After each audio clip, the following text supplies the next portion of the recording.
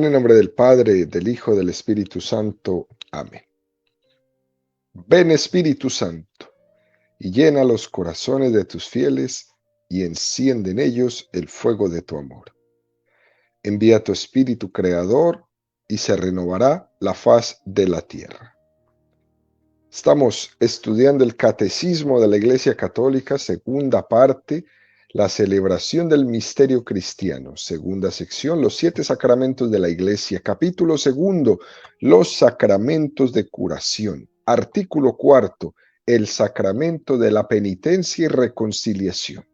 Estamos en el sexto apartado de este artículo, donde el Catecismo dedica 10 números al estudio del tema que tiene como título El sacramento de la reconciliación y la penitencia. El día de hoy vamos a profundizar en los números 1444 y 1445 con el tema La reconciliación con la Iglesia. Número 1444 del Catecismo dice: al hacer partícipes a los apóstoles de su propio poder de perdonar los pecados, el Señor les da también la autoridad de reconciliar a los pecadores con la Iglesia. Esta dimensión eclesial de su tarea se expresa particularmente en las palabras solemnes de Cristo a Simón Pedro: a ti te daré las llaves del reino de los cielos. Y lo que ates en la tierra quedará atado en los cielos, y lo que desates en la tierra quedará desatado en los cielos. Consta que también el colegio de los apóstoles, unido a su cabeza, recibió la función de atar y desatar dada a Simón Pedro. Es un número muy hermoso, muy católico, digámoslo así, este que nos presenta el catecismo en esta mañana, queridos amigos. Jesús transmite a los apóstoles el poder de perdonar. Los señores obispos, los sacerdotes, son ministros de Dios ejerciendo ese poder dado por Jesús, el de perdonar los pecados. Es más, este poder que hoy día es un símbolo de escándalo en el mundo. ¿Cómo es posible que un hombre pueda decir que puede perdonar pecados cuando él es más pecador que yo? También era símbolo de escándalo en el tiempo de Jesús. Es decir, lo que se dice hoy día no es nada nuevo, es lo mismo de siempre. ¿Recuerdan ustedes cuando decían de Jesús cuando él perdonaba los pecados? ¿Y quién es este para perdonar los pecados? Eso mismo decían de Jesús, eso mismo dicen hoy de los sacerdotes. Ese mismo escándalo que produce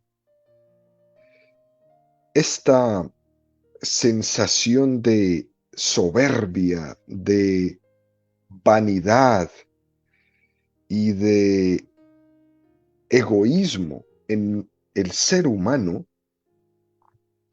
es algo que es fruto de una sociedad muy secularizada, de una sociedad ya muy mundana que ha decidido darle la espalda a Dios, así como le dieron la espalda a Jesús en su tiempo. Hoy día se le ha olvidado al hombre que Jesús ha existido y que Jesús ha depositado los tesoros de su gracia, especialmente este del don de la reconciliación, en las manos de barro de unos pocos hombres. En este mundo racionalista, fruto de esos años de la Ilustración, entiende que la relación que Dios quiere con él debe ser primero razonada. Y esa razón y ese querer razonar toda nuestra relación con Dios, lo que nos ha llevado es a un rechazo de la revelación. Fíjense, queridos amigos, el que Dios se revele, se descubra y que nos enseñe los caminos concretos por los que yo debo de caminar, parece que al hombre moderno esto le rechina mucho, ¿sí? Como que soy yo mismo quien veré lo que es razonable o no. Yo mismo iré descubriendo mis caminos y yo no necesito que nadie me diga por dónde. Esta mentalidad racionalista, fruto de la Ilustración, donde uno pretende conocer a Dios en la medida que uno parece justo y razonable, pero es a mi medida, y no como Dios se ha revelado y se ha dado a conocer y como nos lo ha enseñado en la Sagrada Escritura. Es decir, que cada uno se va a querer crear un Dios a su medida muy diferente al verdadero Dios, al Dios que se ha revelado. Es como cuando vamos al supermercado, toma uno el carro y recorre los pasillos del supermercado eligiendo las cosas que quiere. Es pretender conocer a Dios a la medida de que Dios encaje en mis gustos, en mis criterios, en mis vicios, en mis tendencias, en mi desorden. Y ese es el Dios que yo quiero.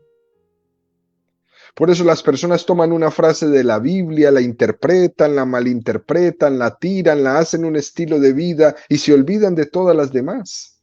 Las acomodan a su gusto.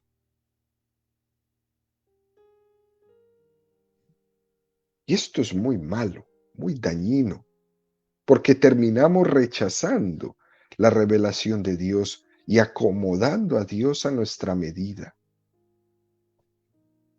¿Sí? Ante Dios, ante su revelación, nosotros no podemos estar diciendo esto sí, esto no. A Dios se le debe de aceptar totalmente. Ante la revelación, uno se tiene que postrar, se tiene que arrodillar en una actitud de humildad.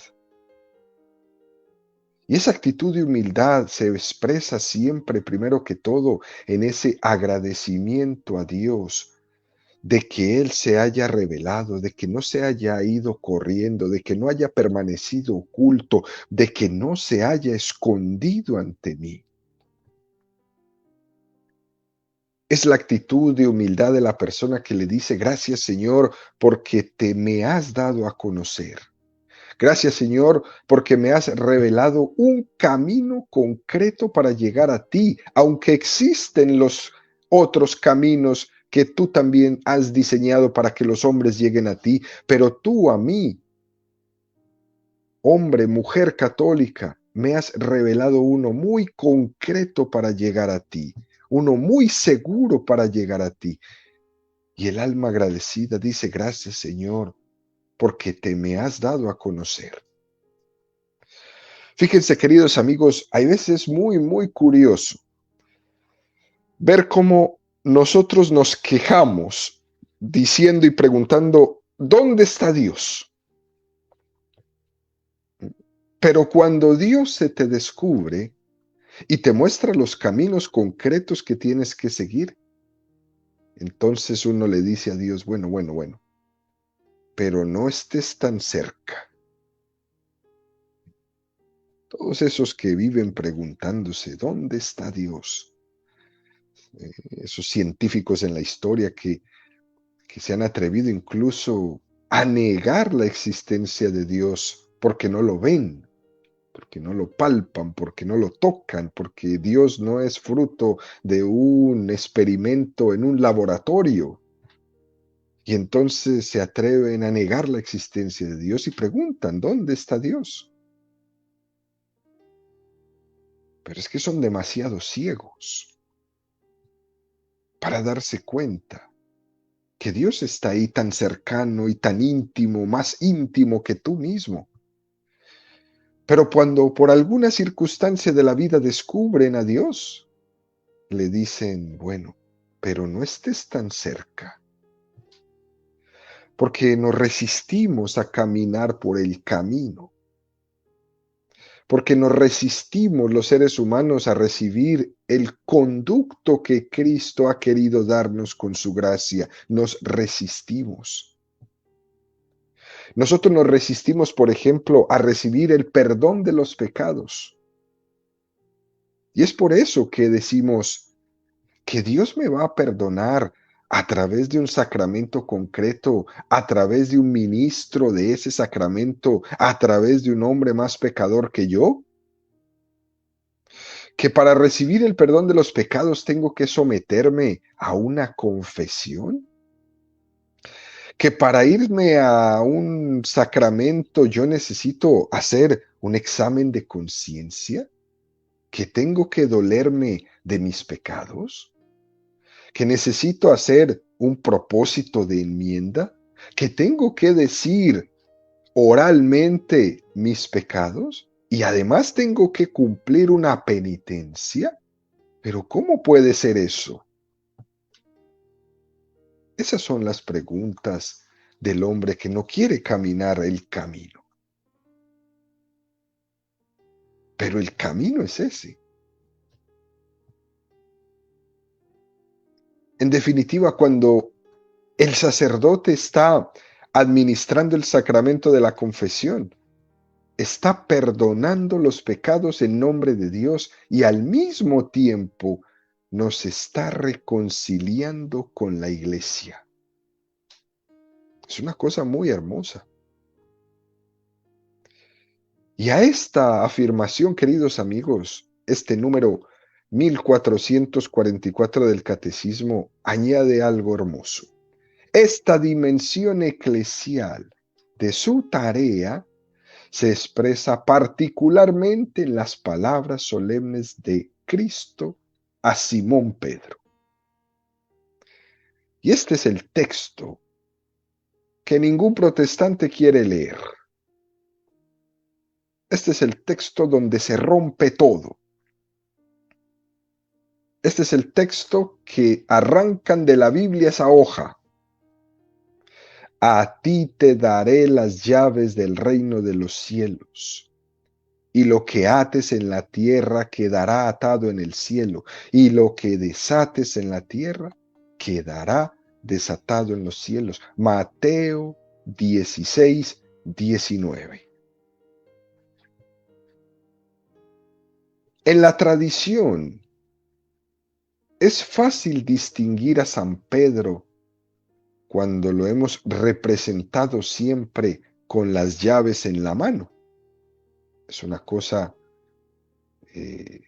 muy normal que en el arte, en la pintura, en la escultura, San Pedro siempre lleva unas llaves.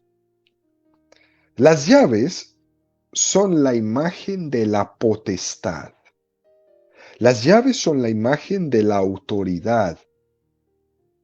Las llaves no son imagen de un portero. San Pedro no es un portero, como en algunos lugares lo han querido pintar. Eso está malamente entendido. El portero es el que abre la puerta, pero no el que tiene la llave. El que tiene la llave es el que tiene la autoridad, que la puede delegar a otro, pero la tiene él. ¿Sí? Esto es muy interesante entenderlo porque en el contexto bíblico, el que tiene las llaves es el que tiene la autoridad sobre la casa. Y en ese acto, cuando Cristo le dice esas palabras a Pedro, lo que le está confiando es la iglesia, su doctrina, lo que él enseñó a Pedro y con Pedro a sus sucesores. Es el misterio que confía a Pedro y que nos da a entender que Dios confía en nosotros. ¿Cómo es posible que Dios se fíe de nosotros? Pues sí, se fía. Y esta expresión que hace con Pedro en Mateo 16:19 es la correcta expresión de cuánto confía Dios en nosotros. Que no nos deja solos en esta tarea. Que se la entrega en las manos de barro de Pedro, pero con la asistencia continua de su gracia por el don del Espíritu Santo. Y fíjense, queridos amigos, esto es tan fácil de entender que solo se confunde el que se quiere confundir. Para nosotros los que creemos un poquito, es Pedro el que tiene la potestad. Dicho esto, damos un paso más. Número 1445 del Catecismo dice: las palabras atar y desatar significan: aquel a quien excluyáis de vuestra comunión será excluido de la comunión con Dios. Aquel a quien que recibáis de nuevo en vuestra comunión, Dios lo acogerá también en la suya. La reconciliación con la Iglesia es inseparable de la reconciliación con Dios.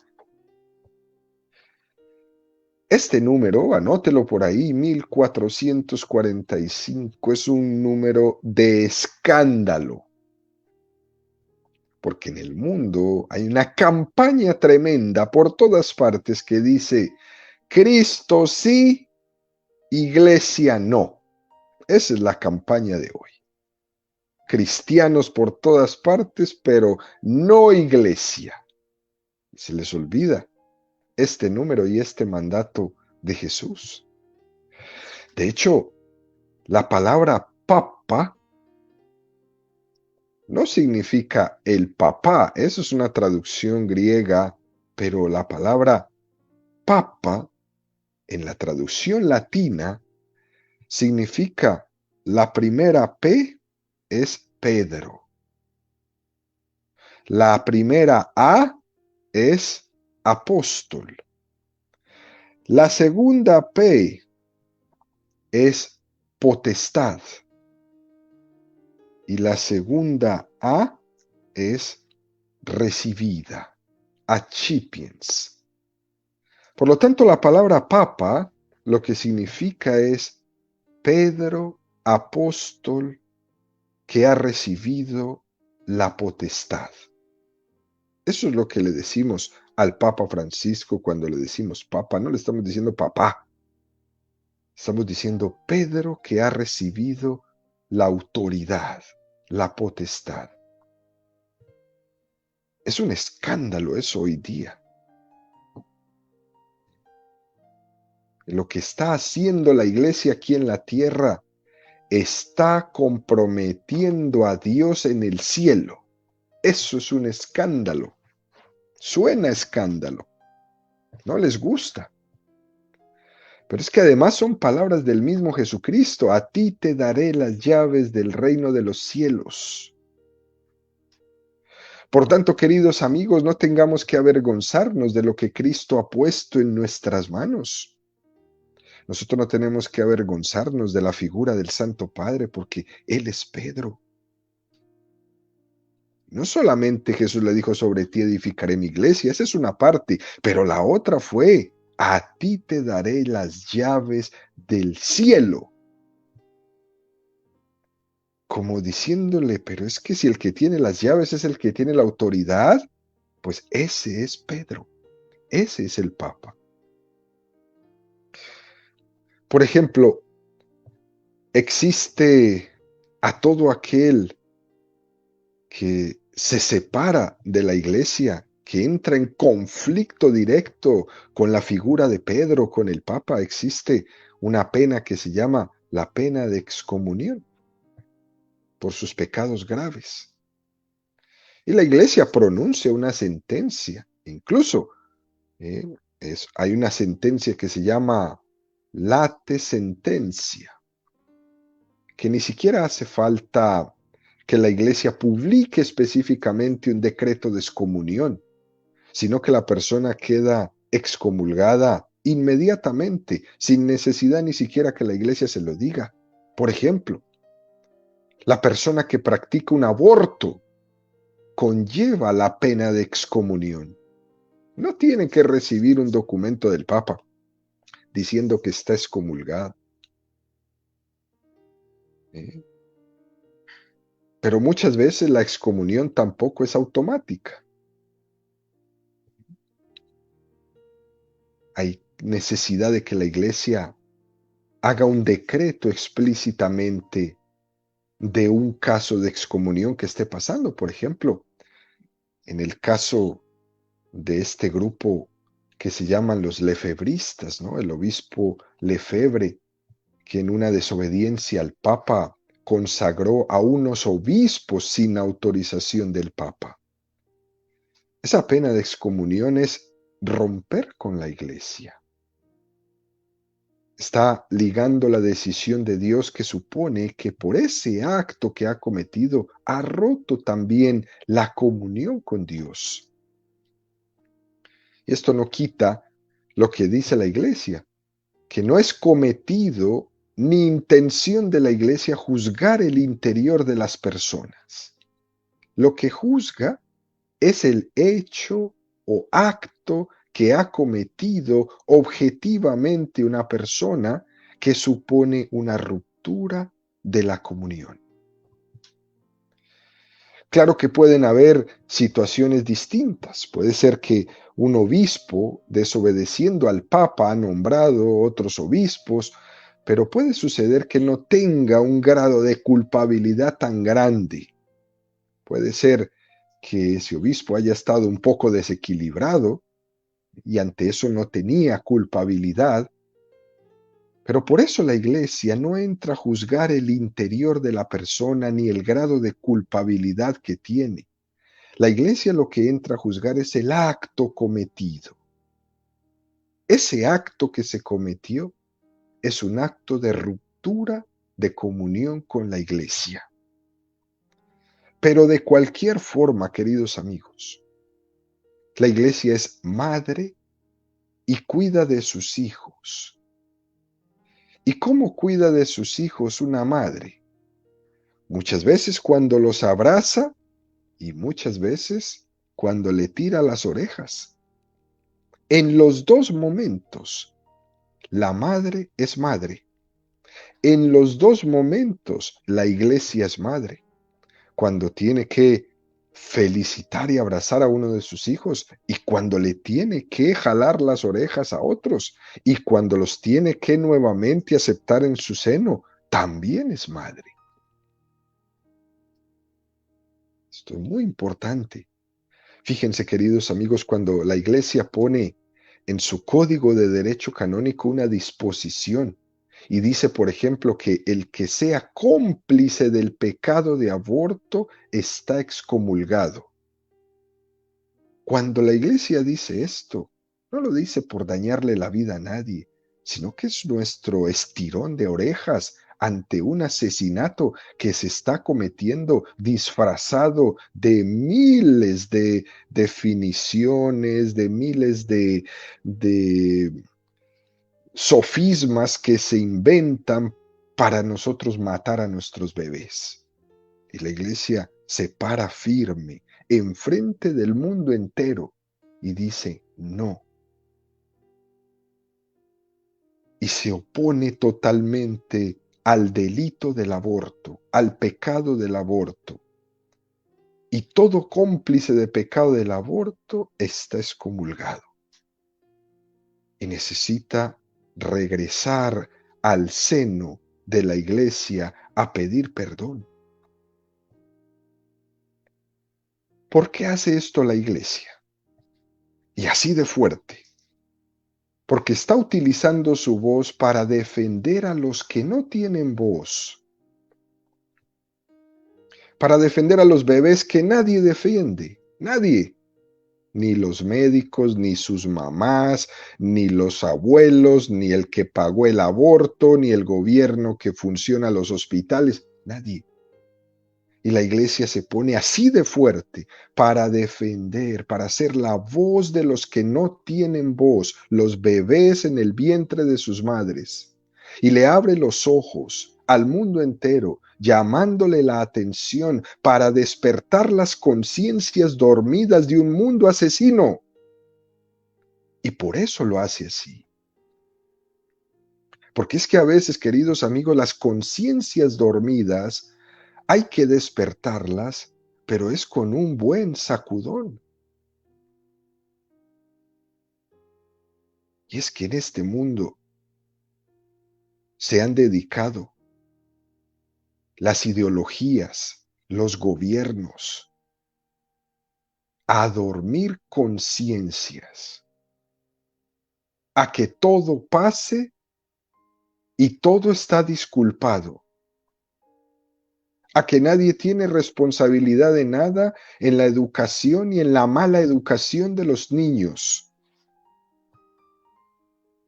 a que se ponen mil controles de todo menos de lo que es importante y esencial y necesario, a que todos lloramos porque van y matan niños en las escuelas, pero nadie hace nada desde el gobierno para controlar las armas.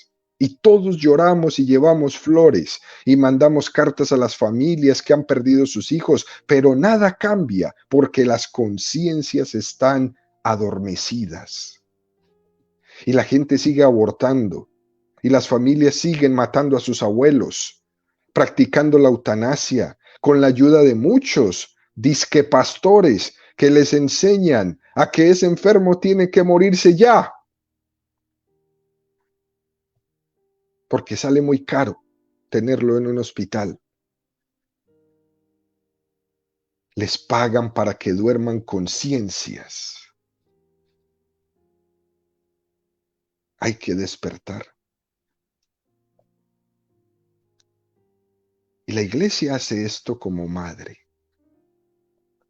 Y es madre tanto cuando desata como cuando ata.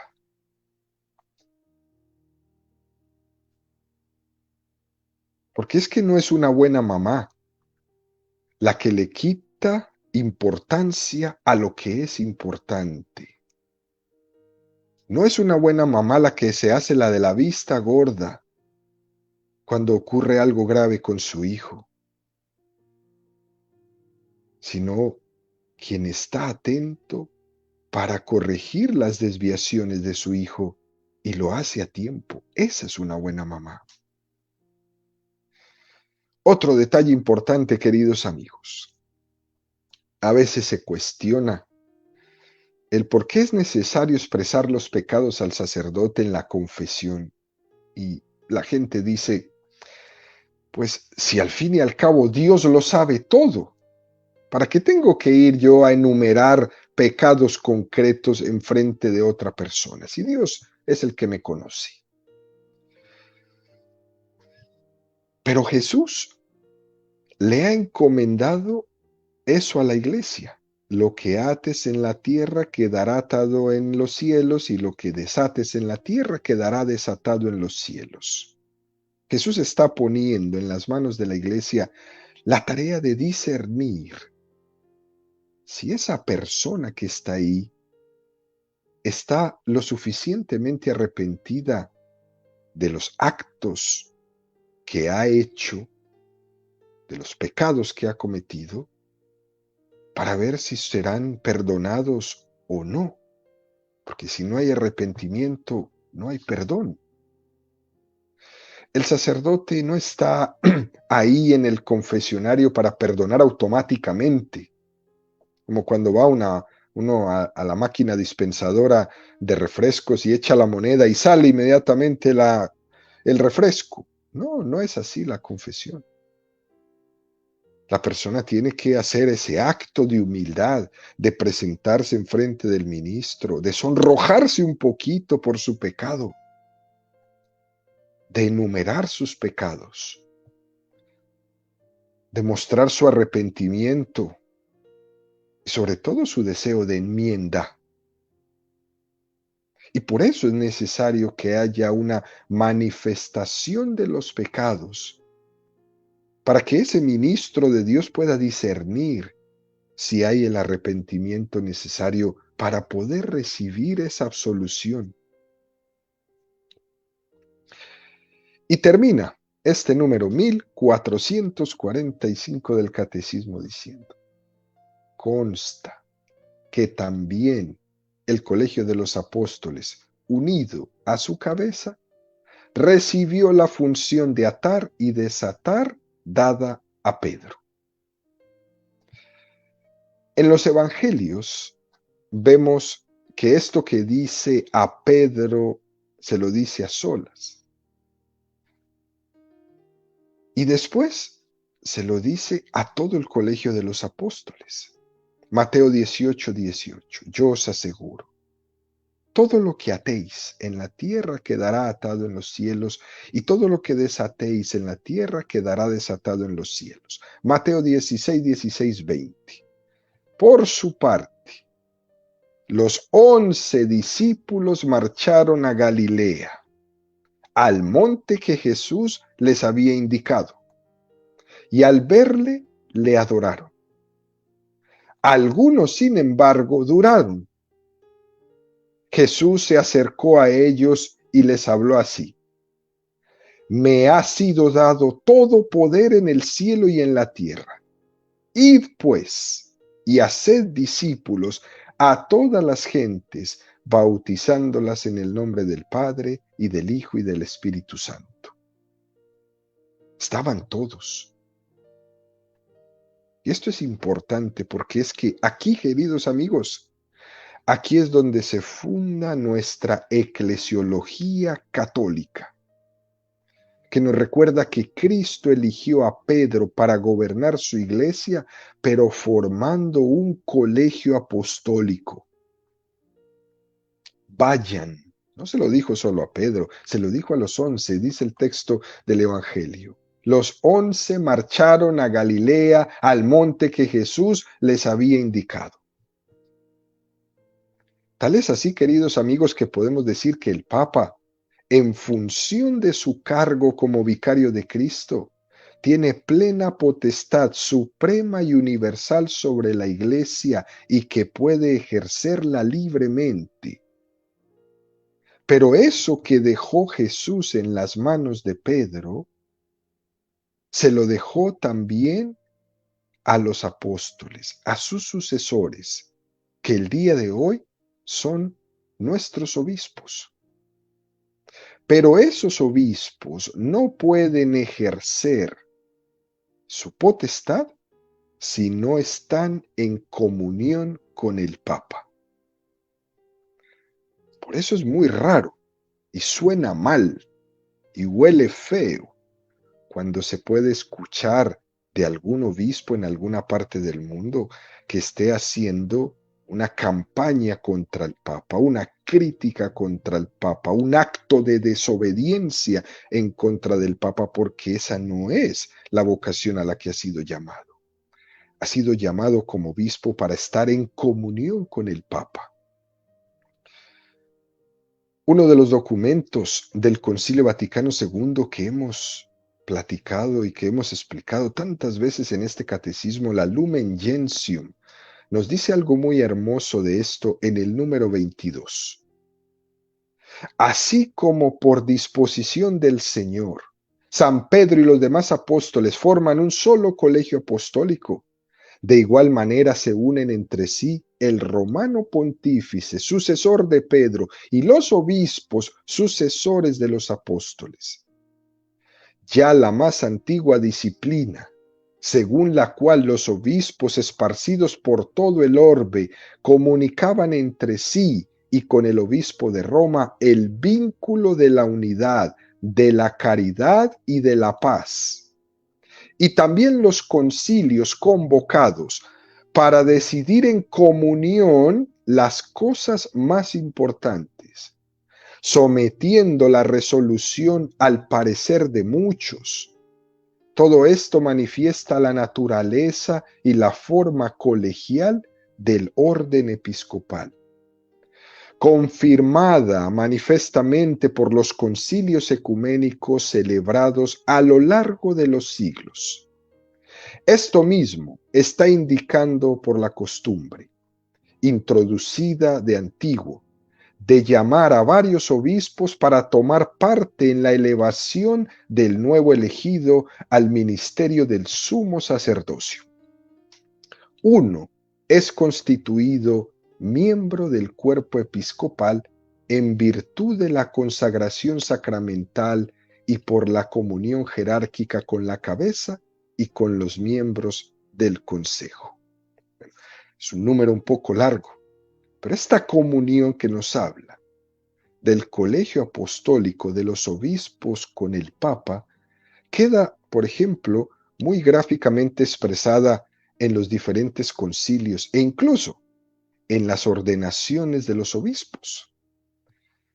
Si alguno ha tenido la oportunidad de estar en la ordenación de un obispo, usted mire que en la consagración de ese obispo suelen haber varios obispos y como norma mínimo 3 tienen que estar ahí, para que esa transmisión por la imposición de las manos esté muy visualizada. Ese colegio apostólico, esa comunión con el Papa, esté muy visualizada. En la ordenación de ese obispo, el encargado de representar al Papa, en este caso el nuncio apostólico, trae en su mano la disposición del mandato del Papa en la consagración de ese obispo y la lee públicamente. Ese poder el Papa lo da. Ese poder de perdonar los pecados que Cristo lo comunica directamente a Pedro y a los apóstoles. Ahí el Papa, en el nombramiento de un obispo, lo está también delegando, porque en Pedro está la iglesia entera. Por eso es que decimos nuevamente, ubi Petrus, ibi ecclesia. Donde está Pedro, ahí está la iglesia. Y por último, el catecismo nos remite a esa pequeña parte del número 553 del catecismo que ya hemos estudiado, queridos amigos. Jesús ha confiado a Pedro una autoridad específica. El poder de las llaves designa la autoridad para gobernar la casa de Dios que es la iglesia. Jesús, el buen pastor, confirmó este encargo después de su resurrección, cuando le dijo a Pedro 3 veces, apacienta mis ovejas, Juan 21, 15, 17. El poder de atar y desatar va a significar la autoridad para absolver los pecados. Eso es lo que significa. Jesús confió esta autoridad a la iglesia por el ministerio de los apóstoles, Mateo 18, 18, y particularmente por el de Pedro, el único a quien él confió explícitamente las llaves del reino de los cielos. Volvemos a remarcar, queridos amigos, atar y desatar. Se lo confía a Pedro y a los apóstoles, pero uno solo tiene la llave, Pedro. En la Iglesia Católica, las llaves las tiene Pedro y su sucesor, el Papa. Por eso, queridos amigos, ante las críticas al Papa, a la jerarquía de la Iglesia, a los obispos, debemos decir que es así la estructura de la iglesia por pura misericordia de Dios. Porque de esa forma Jesús nos ha preservado de muchos errores, nos preserva de buscarnos a nosotros mismos y nos preserva de que esa ideología del hombre de gobernarse a sí mismo no interrumpa la palabra de Dios revelada.